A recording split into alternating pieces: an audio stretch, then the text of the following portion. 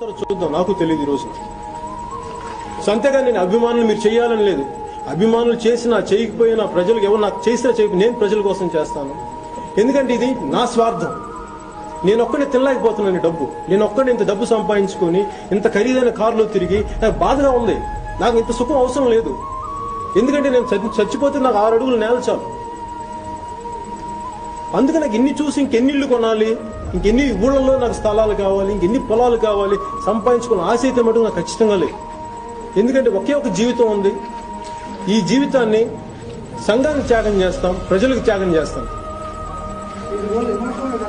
Emotional గా కాదు sir. మీరు సమాజంలో ఇన్ని బాధలు చూస్తూ ఉంటారు, మీకు సహాయం చేయాలనిపిస్తా, మీకు నిస్సహాయత రాదా చెప్పండి? ఏదో ఒకటి చేయాలనిపిస్తుంది కదా. మరి నా దగ్గర ఇంత డబ్బు ఉన్నప్పుడు, ఇంత పేరున్నప్పుడు ఎమోషన్ లేకుండా మనుషులు ఎందుకుంటారు చెప్పండి?